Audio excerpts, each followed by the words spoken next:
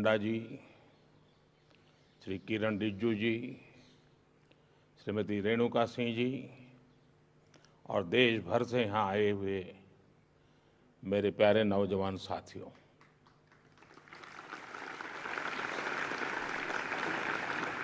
Corona ने वाकई बहुत कुछ बदल कर रख दिया है। मास्क, कोरोना टेस्ट, 2 गज की दूरी, ये सब अब ऐसा लग रहा है जैसे रोजमर्रा की जिंदगी का हिस्सा बन गया है। पहले जब फोटो निकालने जाते थे तो कैमरामैन कहता था स्माइल, अब मास्क के कारण वो भी बोलता नहीं है।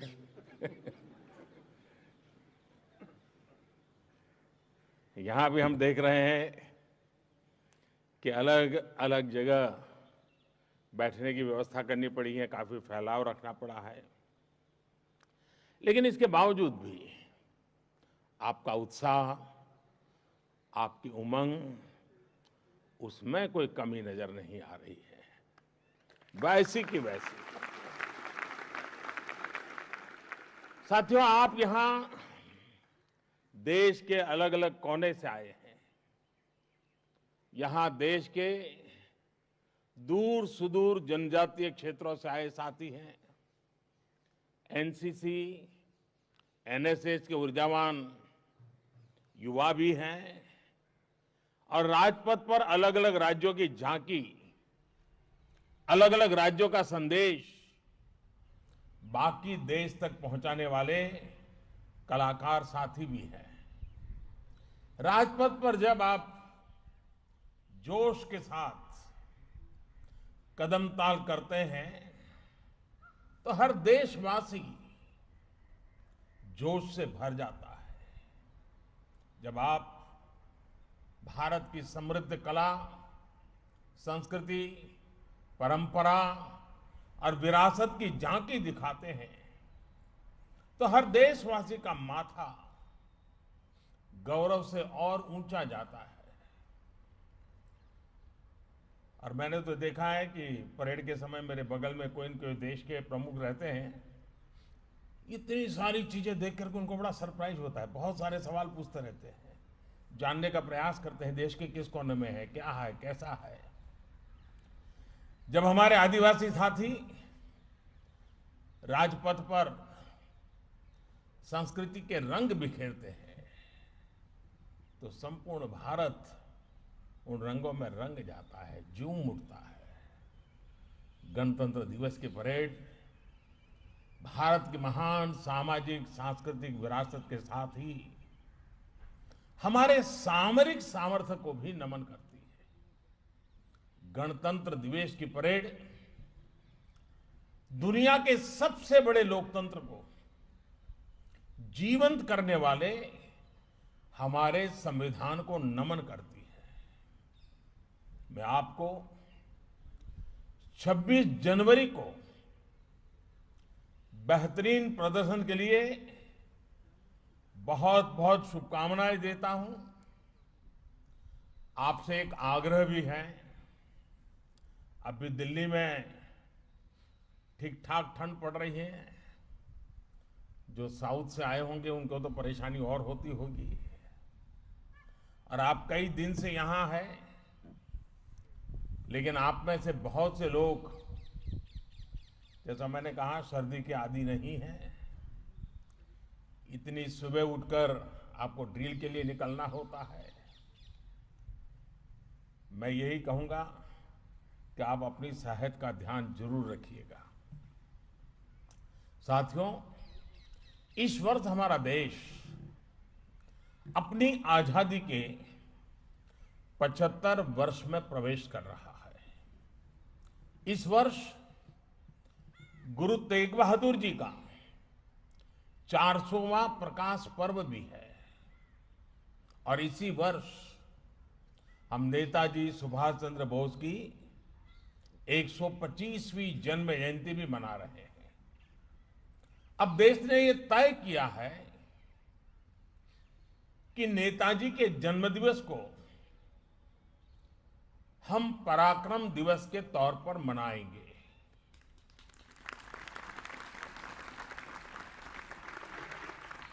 कल पराक्रम दिवस पर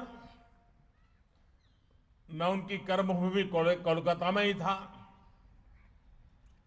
आजादी के 75 वर्ष, गुरु तेग बहादुर जी का जीवन, नेताजी का शौर्य, उनका हौसला, ये सब कुछ हम सभी के लिए बहुत बड़ी प्रेरणा है।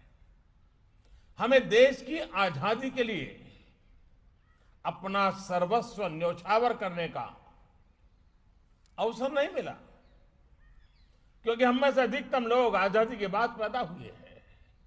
लेकिन सर्वस्व न्योछावर करने का मौका नहीं मिला। लेकिन हमें देश ने अपना सर्वश्रेष्ठ अर्पित करने का अवसर जरूर दिया है।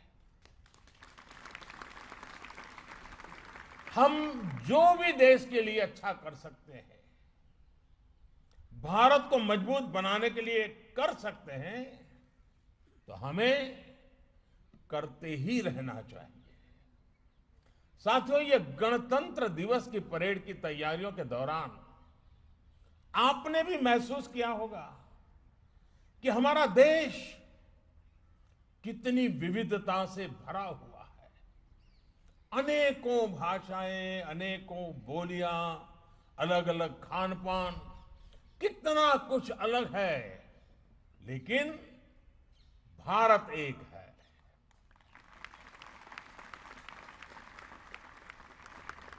भारत यानी कोटि कोटि सामान्य जन के खून पसीने, आकांक्षाओं और अपेक्षाओं की सामूहिक शक्ति। भारत यानी राज्य अनेक, राष्ट्र एक। भारत यानी समाज अनेक, भाव एक। भारत यानी पंथ अनेक, लक्ष्य एक। भारत यानी रिवाज अनेक, मूल्य एक। भारत यानी भाषाएं अनेक, अभिव्यक्ति एक। भारत यानी रंग अनेक, तिरंगा एक।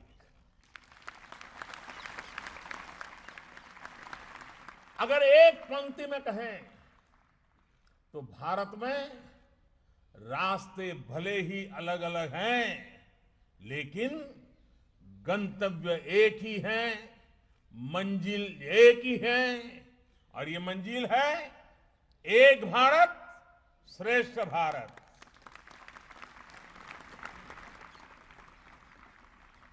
साथियों, आज एक भारत श्रेष्ठ भारत की यह शाश्वत भावना देश के हर कोने में प्रकट हो रही है, मजबूत हो रही है। आपने भी देखा और सुना भी होगा कि मिजोरम की 4 साल की बालिका, उसने वंदे मातरम जब गाया तो सुनने वाले को गर्व से भर देता है। केरल के स्कूल की एक बच्ची जब कठिन परिश्रम से सीखकर एक हिमाचली गीत बड़े परफेक्शन के साथ गाती है तो राष्ट्र की ताकत महसूस होती है।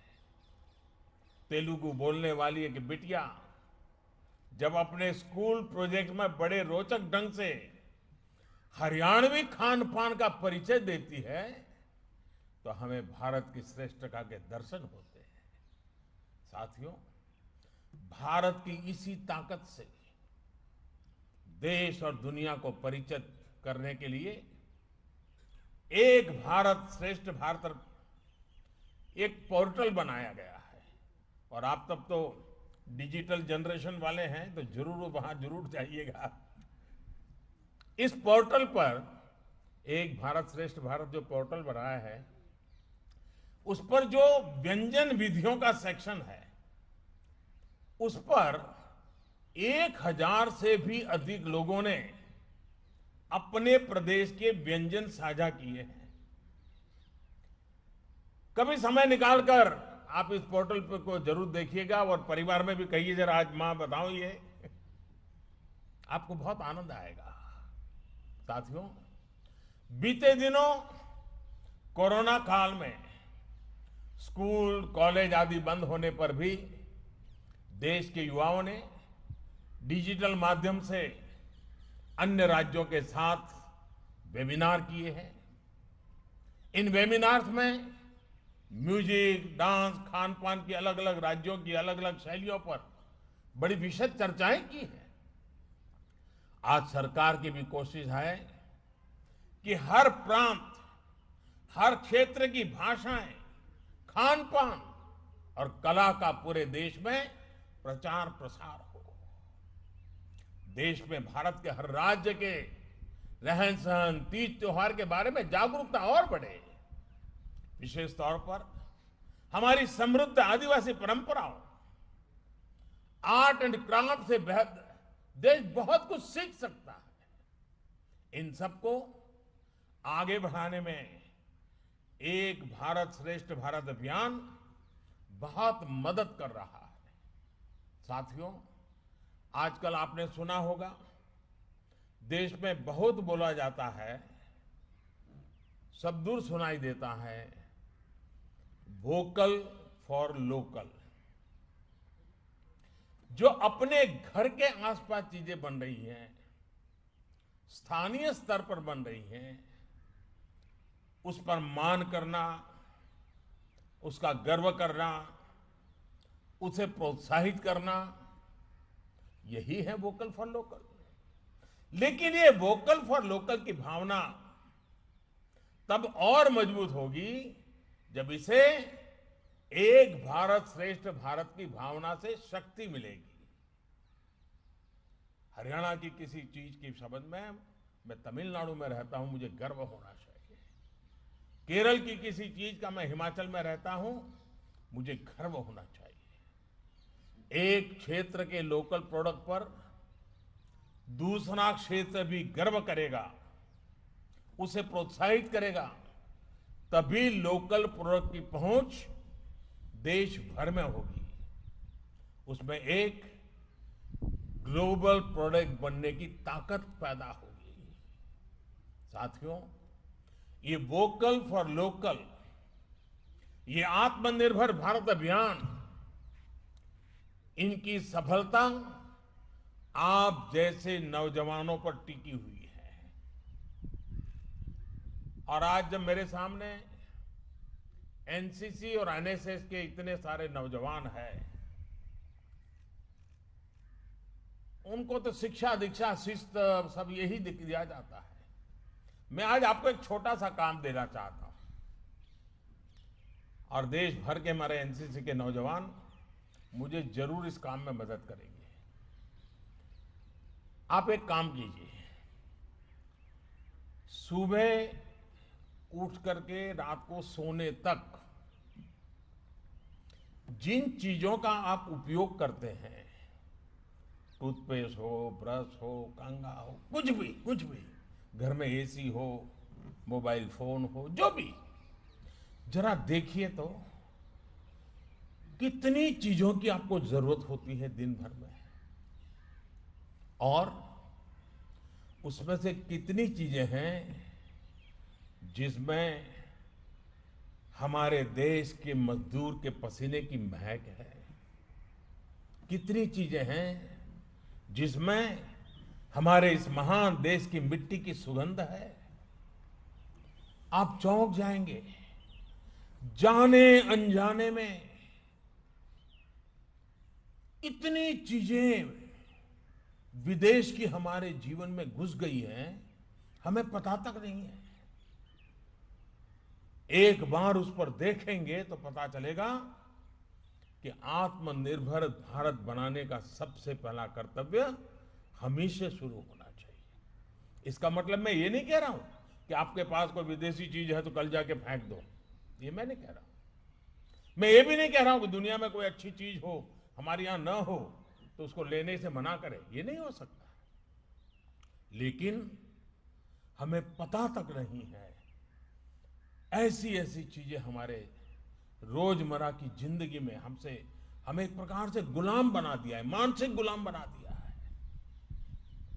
मेरे नौजवान साथियों से मैं आग्रह करूंगा, एनसीसी एनएसएस के शिस्तबद्ध नौजवानों से आग्रह करूंगा, आप अपने परिवार के सबको बिठा करके जरा सूची बनाइए, एक बार देखिए, फिर आपको कभी मेरी बात को याद नहीं करना पड़ेगा। आपकी आत्मा कहेगी कि हमने हमारे देश का कितना नुकसान कर दिया है। साथियों, भारत आत्मनिर्भर किसी के कहने भर से ही नहीं होगा, बल्कि जैसा मैंने कहा, आप जैसे देश के युवा साथियों के करने से ही होगा। और आप ये तब और ज्यादा बेहतर तरीके से कर पाएंगे जब आपके पास जरूरी स्किल सेट होगा। साथियों, स्किल के, कौशल के इस महत्व को देखते हुए ही 2014 में सरकार बनते ही स्किल डेवलपमेंट के लिए विशेष मंत्रालय बनाया गया। इस अभियान के तहत अब तक 5.5 करोड़ से अधिक युवा साथियों को अलग अलग कला और कौशल की ट्रेनिंग दी जा चुकी है। कौशल विकास के इस कार्यक्रम के तहत सिर्फ ट्रेनिंग ही नहीं दी जा रही, बल्कि लाखों युवाओं को रोजगार और स्वरोजगार में मदद भी की जा रही है। लक्ष्य ये है कि भारत के पास स्किल युवा भी हो और स्किल सेट के आधार पर उन्हें रोजगार के नए अवसर भी मिले। साथियों, आत्मनिर्भर भारत के लिए युवाओं के कौशल पर यह फोकस भी देश की नई राष्ट्रीय शिक्षा नीति ने प्रस्तुत किया है। आप भी उसको देख पाएंगे। इसमें पढ़ाई के साथ साथ ही पढ़ाई के उपयोग यानी एप्लीकेशन पर भी उतना ही बल दिया गया है। राष्ट्रीय शिक्षा नीति की कोशिश ये है कि युवाओं को उनकी रुचि के अनुसार विषय चुनने की आजादी दी गई है। उनको कब पढ़ाई करनी है, कब पढ़ाई छोड़नी है और कब फिर से करनी है, इसके लिए भी फ्लेक्सिबिलिटी दी गई है। कोशिश यही है कि हमारे विद्यार्थी जो कुछ खुद से करना चाहते हैं वो उसी में आगे बढ़ें। साथियों, नई राष्ट्रीय शिक्षा नीति में पहली बार वोकेशनल एजुकेशन को एजुकेशन की मुख्य धारा में लाने का गंभीर प्रयास किया गया है। कक्षा 6 से ही विद्यार्थियों को स्थानीय जरूरतों और स्थानीय व्यवसायों से जुड़ा अपनी रुचि का कोई भी कोर्स चुनने का विकल्प दिया गया है। ये सिर्फ पढ़ाने के कोर्स नहीं होंगे, बल्कि सीखने और सिखाने के कोर्स होंगे। इसमें स्थानीय कुशल कारीगरों के साथ प्रैक्टिकल अनुभव भी दिया जाएगा। इसके बाद चरणबद्ध तरीके से सभी मेडिकल स्कूलों के शैक्षणिक विषयों में व्यावसायिक शिक्षा को एकीकृत करने का भी लक्ष्य है। मैं आज आपको ये विस्तार से इसलिए भी बता रहा हूं क्योंकि आप जितना जागरूक होंगे उतना ही आपका भविष्य भी उज्जवल होगा। साथियों, आप सभी ही आत्मनिर्भर भारत अभियान के असली कर्णधार है। एनसीसी हो, एनएसएस हो या फिर दूसरे संगठन हो, आपने देश के सामने आने वाली हर चुनौती, हर संकट के समय अपनी भूमिका निभाई है। कोरोना काल में भी आपने जो काम किया वॉलंटियर्स के रूप में, उसकी जितनी प्रशंसा की जाए वो कम है। जब देश को, शासन प्रशासन को सबसे अधिक जरूरत थी, तब आपने वॉलंटियर्स के रूप में आगे आकर व्यवस्थाएं बनाने में मदद की।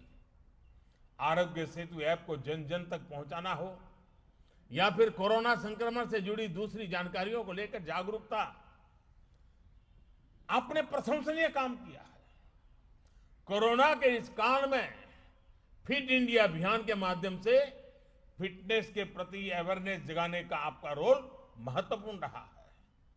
साथियों, जो आपने अभी तक किया उसको अब अगले चरण पर ले जाने का समय आ गया है।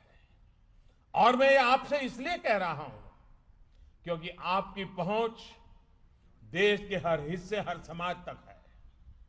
मेरा आपसे आग्रह है कि आपको देश में चल रहे कोरोना वैक्सीन अभियान में भी देश की मदद करने के लिए आगे आना है। आपको वैक्सीन को लेकर सही जानकारियां देश के गरीब से गरीब और सामान्य से सामान्य नागरिक को देनी है।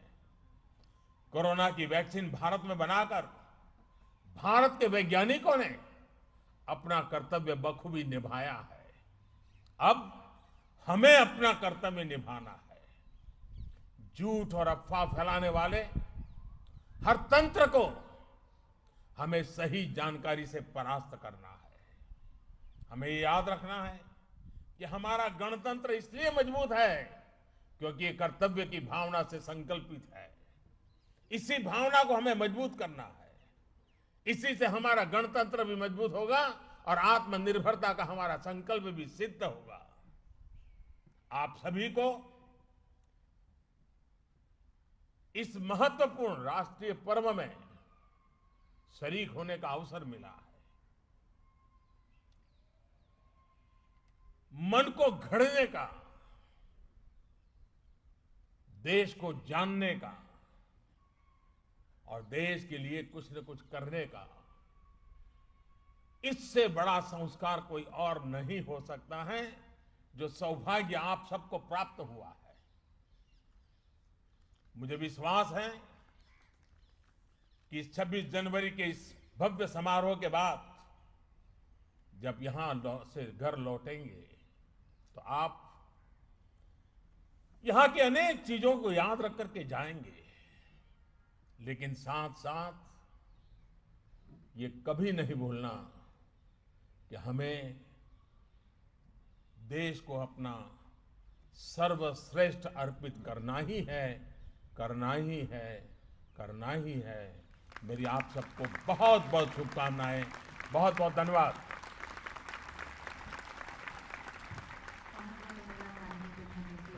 आपने हम सबको प्रेरणा दी, शुभकामनाएं दी।